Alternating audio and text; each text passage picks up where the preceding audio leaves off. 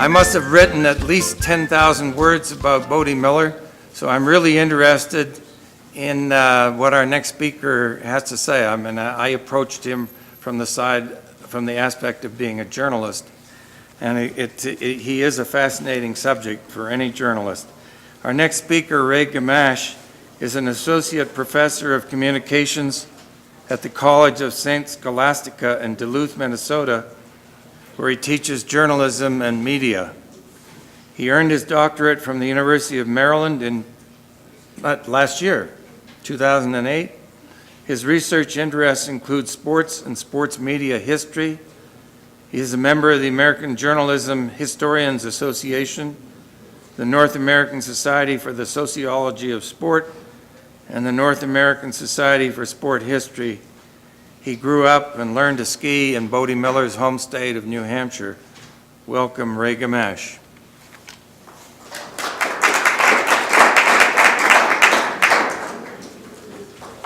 Thank you. It's a delight to be here at this Ski History Congress.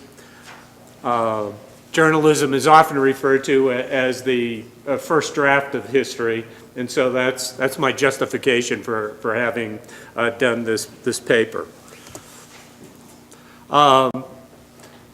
What precipitated my interest in looking at this particular subject came together really last summer in 2008 before the Beijing Games. Many newspapers carried stories about the U.S. Olympic Committee's ambassador program.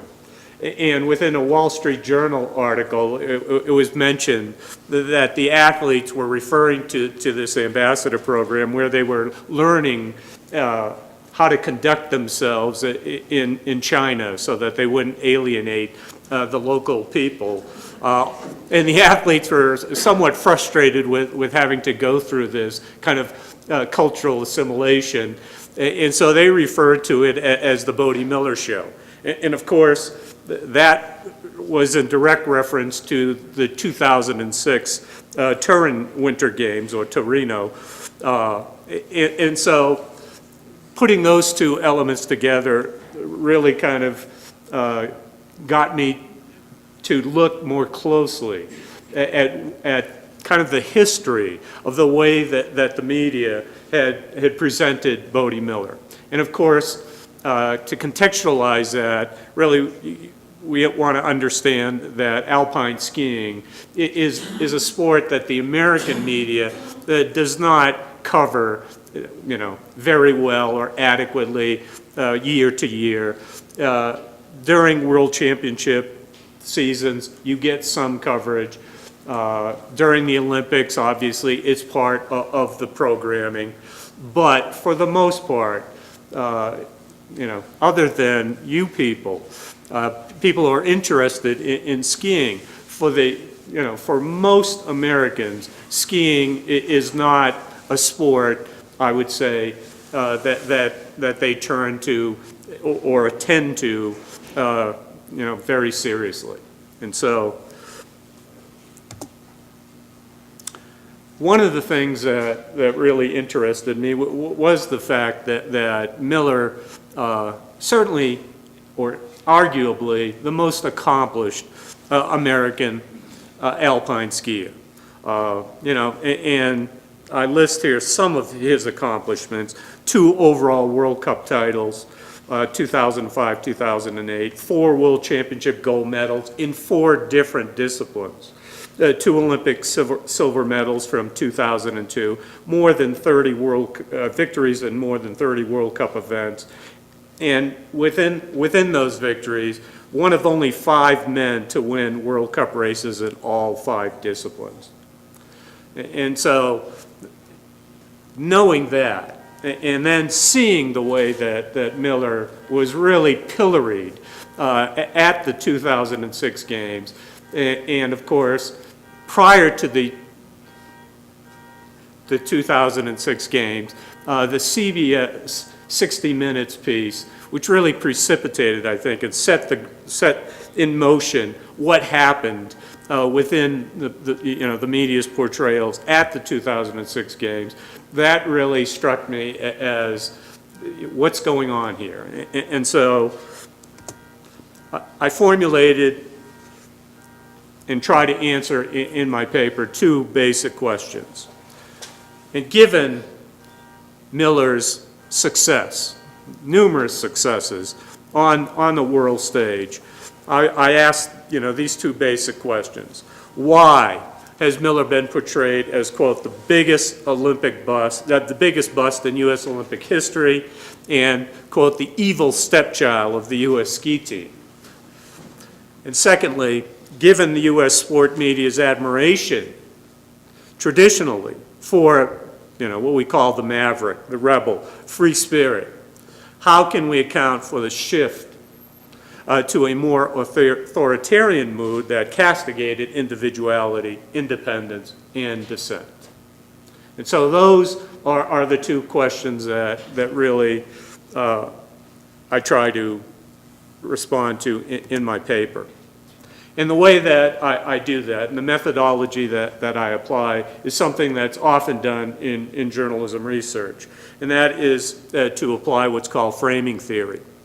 And framing theory is really a kind of 1990s development from what we call the social construction within the media, social construction of reality by the media. And so one researcher, Entman, he states, framing essentially involves selection and salience. To frame is to select some aspect of a perceived reality and make them more salient in a communication text. And related to that, media portrayals of issues serve as clues to journalist framing decision. And so what's included is important, but also what's not included. And I will address several issues that you rarely hear about in terms of Bodie Miller. And so framing, we can say then, is an essential process to relate the importance of news events, shape public opinion, and ultimately influence policy debates. And of course, 2008 in that ambassador program is certainly the result, in part, of what happened in 2006 when the media just really went after Miller for his behavior at the Olympic Games. But that alone, I don't think, fully explains how he really was portrayed beginning in 2003 until this year when, of course, I think he has announced his retirement. So framing in sports is also a key idea in terms of my particular paper, especially in terms of the way that the media present sports. And sport, David Rose says, stands at the confluence of 2 principal functions of the mass media, news and entertainment. And sports journalism is a subject area where you're always struggling in terms of that confluence. What part of live presentations, live broadcasts of events, the accounts and descriptions constitute, news? What part constitutes entertainment? And so a lot of my dissertation, I try and investigate that from a historical perspective. And of course, the way that the media does the Olympics in this country, where almost everything, is tape delayed, packaged and recontextualized as highlights, I think is one of the determining characteristics of our presentations of these major events, And part of the reason for that is the vested interest that the media has in terms of their presentation because they have to spend so much money in terms of buying the rights, to broadcast the Olympic Games. I digress. So what I call the Miller frame.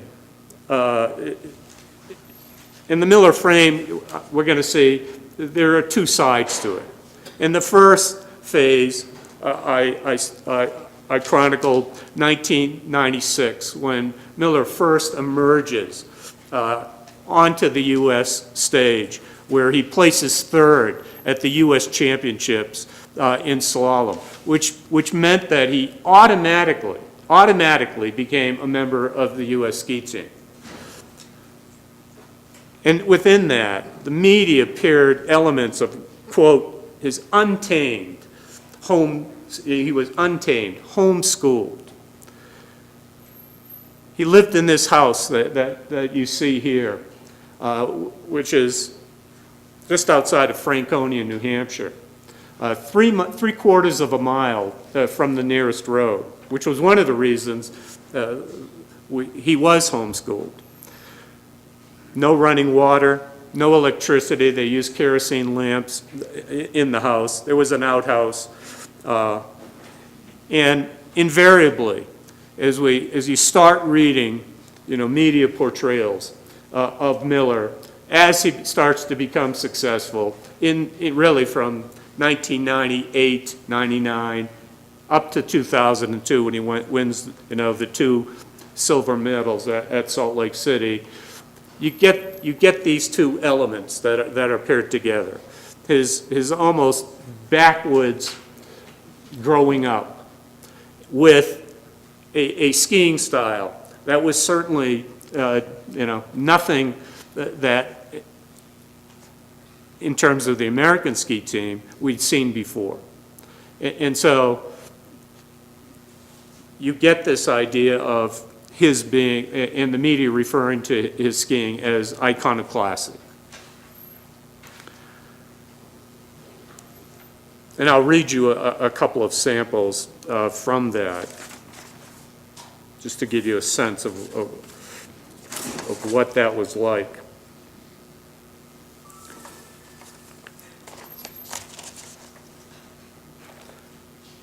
So I say Miller's iconoclastic approach produced unexpected results, like an 11th place finish in a World Cup giant slalom at Park City, Utah in November 1997, a giant slalom victory at the U.S. Championships in March 1998, an 8th place finish at a giant slalom in Park City in November 1998, and another in Adelboden, Switzerland in January 1999. Rather than highlighting his gradual improvement, media accounts coupled Miller's penchant for going fast and his ability to recover with his failure to finish races. For example, a headline for his victory at the '98 U.S. Championships announced, "Miller fights back from fall to win," noting in the lead paragraph that he, quote, overcame a slip on his first run to capture the title. Significantly, the one quote attributed to Miller in this story can be seen as a template for this iconoclastic frame. Quote, "I slipped and lost my outside ski, and I had to sit back. I thought that would kill me, but I fought through it. At least I knew what to expect, and I was ready to attack on the second run." The story concludes by noting that, quote, he failed to finish either the giant slalom or slalom at the Olympics in Nagano, Japan. So rather than focus on what he had accomplished, invariably the media had to couple that with this idea that, okay, yeah, he did all right in this race, but geez, he just couldn't pull it off at the Olympic Games. That theme will come back into play again before the 2002 Games. New York Times reporter Selena Rovitz, who incidentally broke the Alex Rodriguez stories a month ago, attributed his victory in '99, when he won a couple of races, to what she called his win or bust style, and, quote, his fearless, almost reckless approach to racing.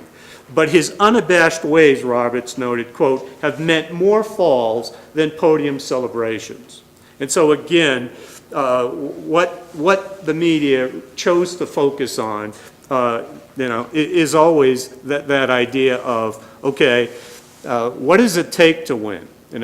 Not really investigating his perspective in terms of that, or the fact that he did really try to be consistent, try to stay up as much as he could, get victories, but also get points. You don't win the overall World Cup title, by not finishing too many races. At some point, to become the overall leader, you have to have enough results where, at the end of the season, obviously, you have more points than anybody else in the world, on the circuit. The second phase of the Miller frame, I date from 2003 to 2008. And here, I argue that the media reconfigured the risk-taking iconoclast frame into one that appears his having been raised, quote, in a counterculture background with, quote, a history of anti-authoritarian attitude to position him outside of the mainstream. And so that 2003 date, of course, is important because it marked the U.S. invasion into Iraq. And Miller was highly critical of that. And I'll read you, during an interview, which was hosted by his sponsor, Rosignol, Miller candidly expressed concern about the U.S. policy in Iraq. Well, he said, "I don't claim to be perfect by any means, but I think I do a much better job of representing my government than they do of representing me," unquote. Having won 2 gold medals and a silver medal at these 2003 World Championships, the first American ever to win 3 medals in the same World Championships, Miller had achieved a level of popularity in Europe that was unprecedented for an American skier.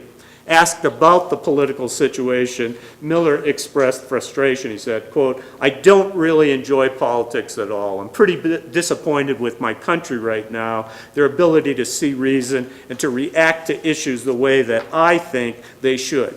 Not surprisingly, the story also mentioned that Miller and teammate Eric Schlope had rented a part of a farmhouse in Austria to serve as their base for the World Cup circuit, pointing to what would become his increased autonomy from the U.S. ski team. Roundly criticized for his comments about the Iraq War, Miller refused to back down, debunking the idea that as an athlete, he somehow, quote, relinquished my right to an opinion. That's an ugly stereotype, the dumb jock. That's a picture of him with his father, by the way. I will skip over this part. Needless to say that Miller did not really appreciate the media's portrayal of him. And there's a wonderful sequence where he's on The Tonight Show with Jay Leno, actually during the 2002 games. And Leno, in his really kind of shrill way, lists some of the things about Miller's upbringing. And Miller didn't stop him, and he says in his autobiography afterwards he wished he had, to counter that kind of portrayal. And he mistrusted the media from that point on, and you hear him saying that for many of the interviews it was better for him to kind of shrug, look away, and the media really did not appreciate that. American media often expects their athletes, to tell them what they want to hear. And when he did not do that and did not cooperate, he really paid for that. So, I want to move ahead. 3 minutes, okay. So this is the transformation. As I said, he mentions people hear what they want to anyway. Now the 60 Minutes interview, I don't know if many of you have seen that interview, but it was one that occurred, it aired in January 8th, 2006, about a month before the Turin Games. It actually was taped and done in the summer following his overall victory in 2005. Bob Simon, was talking to Miller, and they talk about the night after he had clinched the World Cup victory.